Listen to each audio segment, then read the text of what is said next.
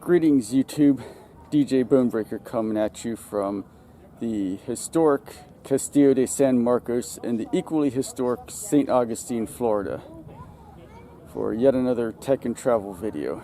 So without further ado, let's get right into it.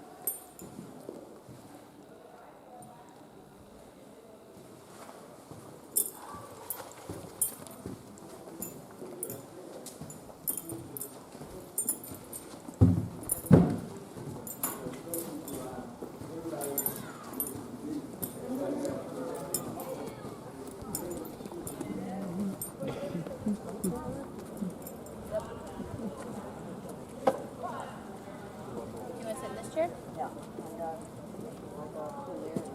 Take it off.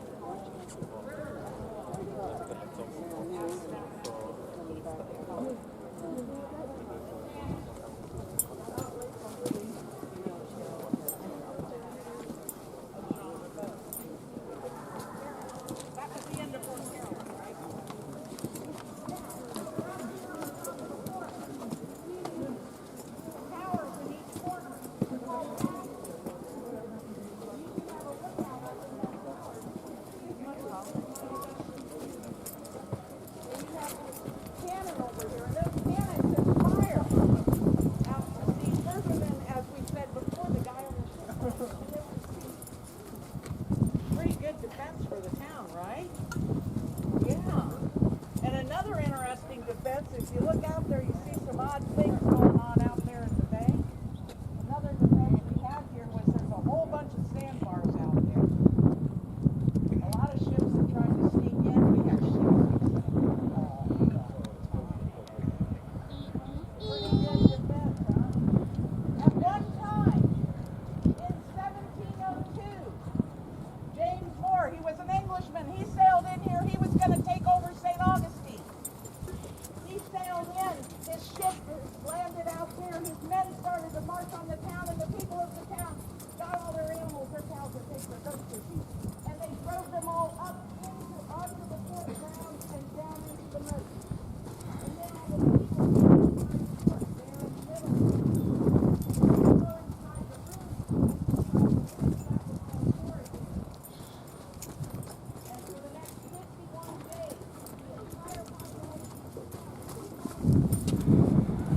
So yeah, much like the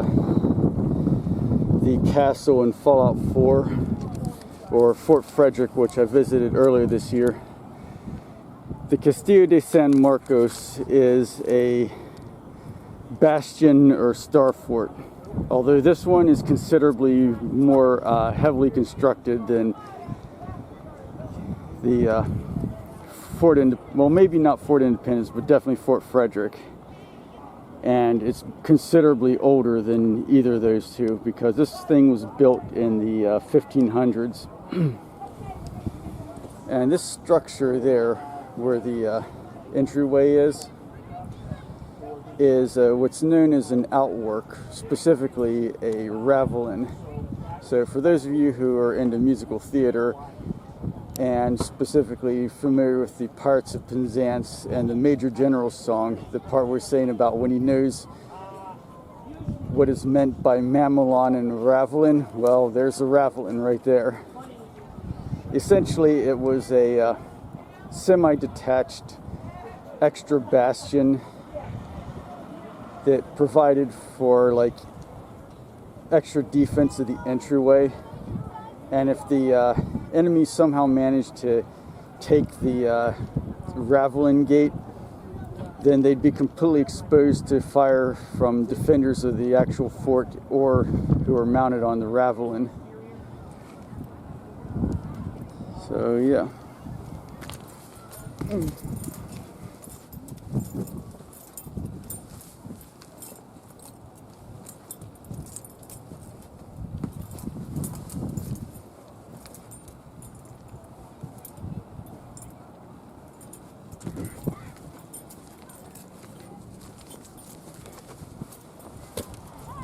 and looking out over here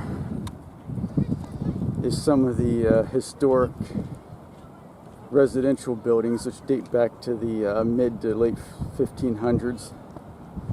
St. Augustine is the oldest European city in what's now the United States of America as such. And of course, like Fort Frederick, the bastions are set up to provide mutual defense for mutual cover fire for each other and for the base of the walls. So as you can see, just by the way I'm looking from here, if I was armed with a musket, I could attack any enemies that were at the base of that bastion, you know, the outer part of the bastion or the inner angle, and all the way up to probably, yeah, like just this side of the bridge. And similarly, someone who's standing in this corresponding spot on that opposite wall over there could cover the base of the bastion where I'm standing at.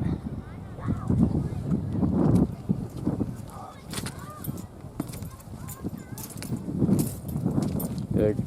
One of the things that's interesting, and part of it, I guess, because it's such an old fortification, the Castillo de San Marcos is very much influenced by castle construction from the late medieval period, because you can see we've got a series of what are known as crenellations along the top of the wall here, much like castle would, even though, you know, like I said, this thing was built in the Renaissance period.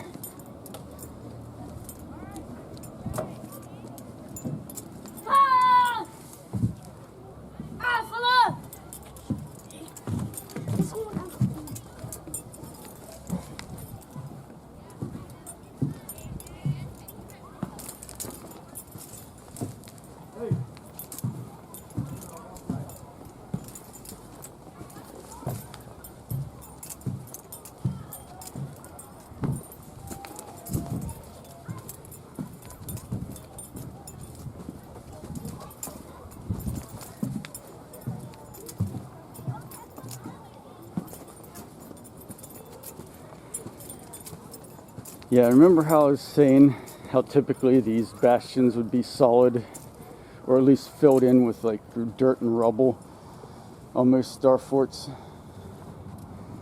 And this is why they'd usually have some sort of like mortars or cannons mounted here on the bastions, because they made a good spot to cover the surrounding area. This is an old style of 17th century, I believe, muzzle-loading mortar that would have been used during the time period when this was under Spanish control.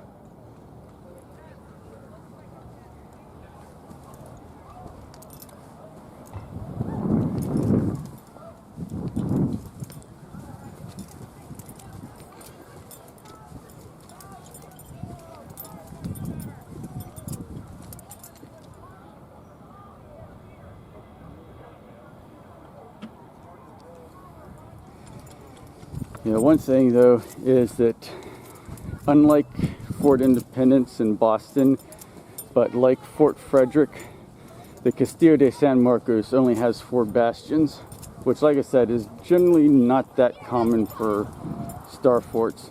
They usually have 5 or more, like the castle or Fort Independence in Boston does.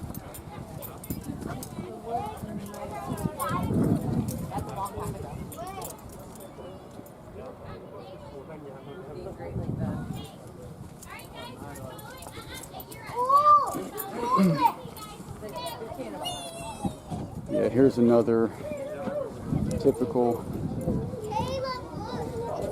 17th century mortar. along with some of the other older cannons and such here. Although this fort was actually used up until the 1800s.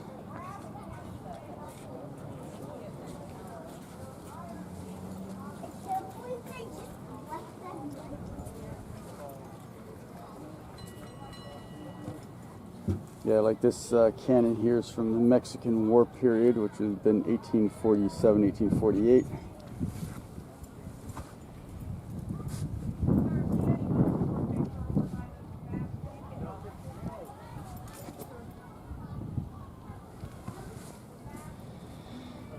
This one here looks like the date is 1765 or 1735. So it would have been when the fort was still under Spanish control. Another one from the 18th century. Well, it's cast during the 18th century, but it says it was captured during the Mexican-American War. Well, look at this one. It's interesting. It has the side things. You could lift it. Probably I don't know if they lift. I don't use lift. I would imagine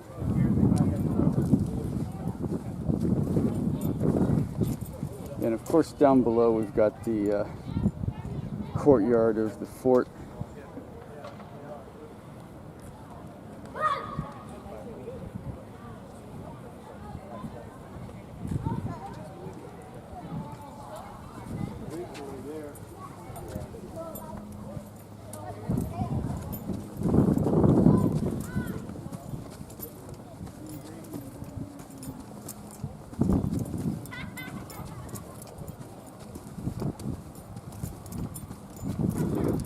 But Castillo de San Marcos, again, much like the Fort Independence in Boston, was primarily designed and built as a coastal defense fortification, so to guard like approaches into the harbor here. Keep out people they didn't want to let into the harbor, like pirates, the British, so on and so forth.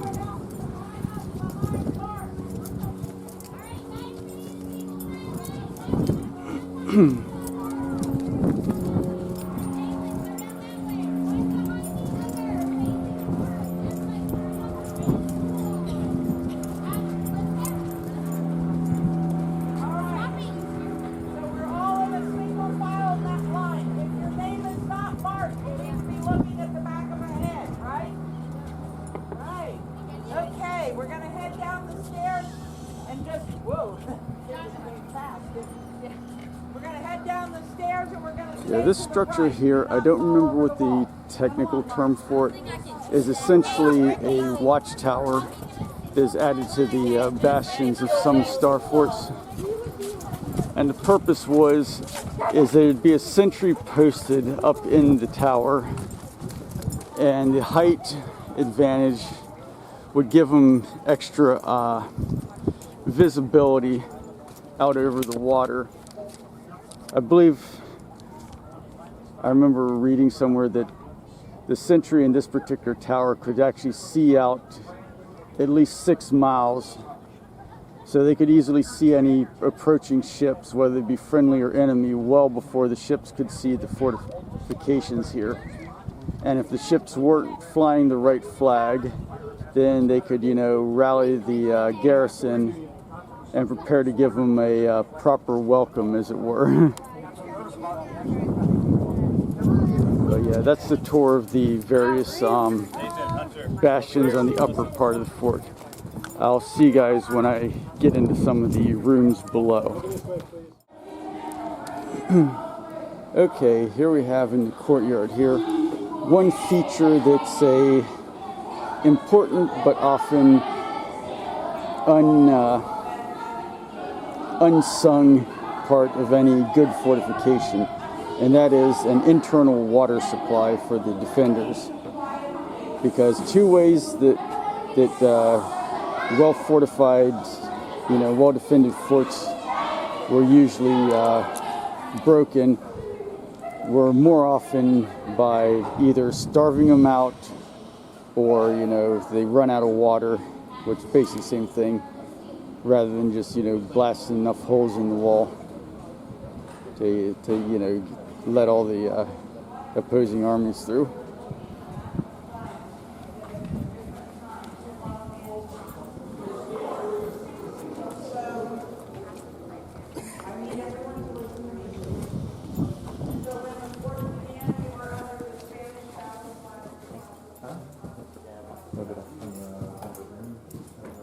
Yeah, this here is a typical storeroom that they've had, where they had provisions laid aside both for everyday use and in case of a siege,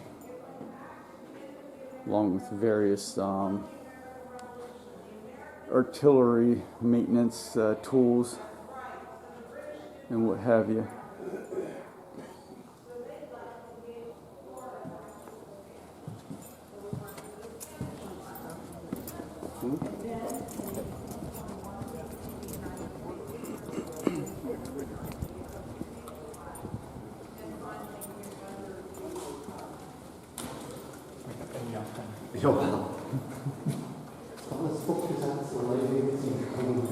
Yeah, this room here is gives some brief history of some of the stuff in the fort.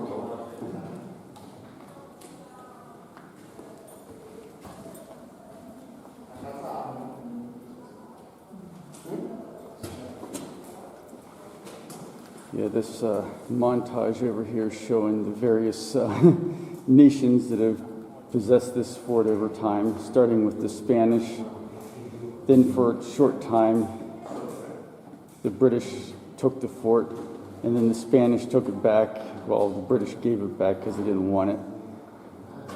And then the Americans took it with Andrew Jackson's infamous fait accompli when he took Florida for the U.S. And then during the Civil War, of course, Florida was a Confederate state, so the fort was seized by the Confederates. And then after the war, the Union reoccupied it, and it's been in American hands ever since, up until World War II. And now it's under the National Park Service.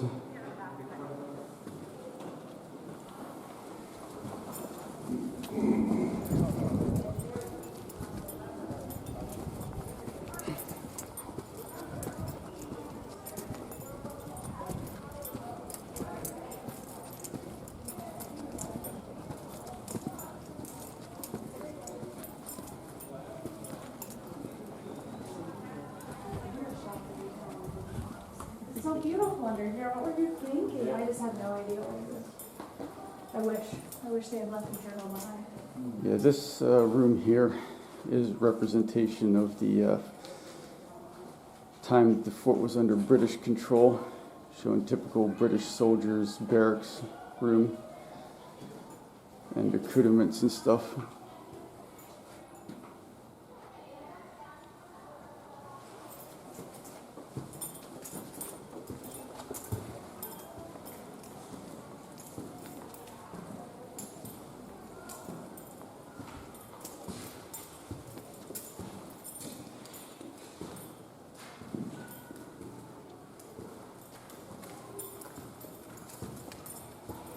Second Spanish period, and this is some of the from the first American period, along with like some seminal Native American stuff.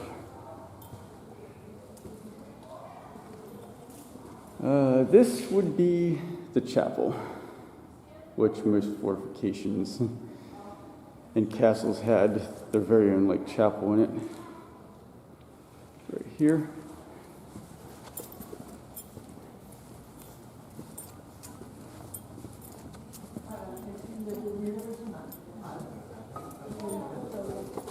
Attention park visitors!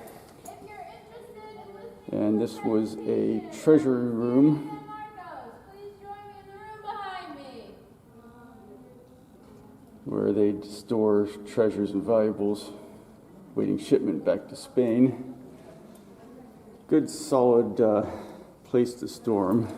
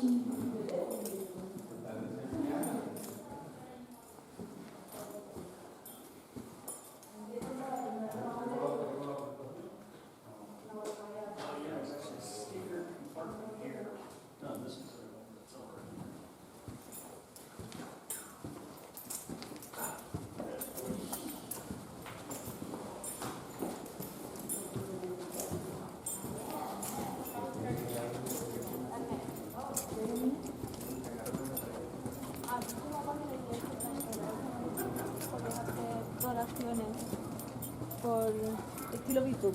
Entonces así es lo más grande que he visto en mi vida. No, ya lo vi. But yeah, that concludes our tour of the Castillo de San Marcos. However, I'll still be doing a bit of a tour of the old town as part of this video. But until then, this is DJ Boombreaker signing off.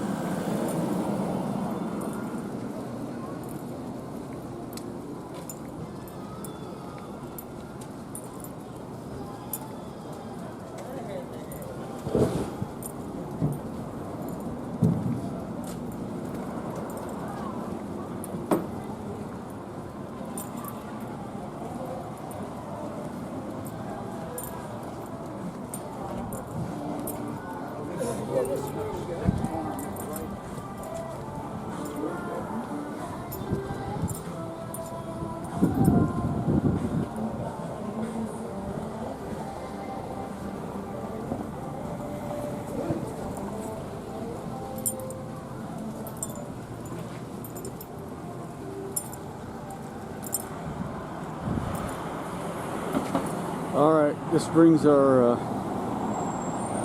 tour of Castillo de San Marcos and Old Town St. Augustine to a close. So until next time, this is DJ Bonebreaker signing off.